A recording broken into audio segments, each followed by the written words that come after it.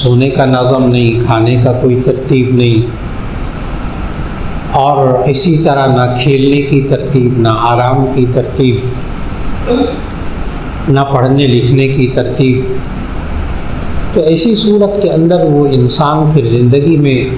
جب بہت زیادہ بے ترتیبیاں جمع ہو جاتی ہیں تو ایک انسان تو یہ شکایت کرتا ہے کہ وقت میں برکت کیسے ہو۔ جب انسان بے ترتیب زندگی گزارتا ہے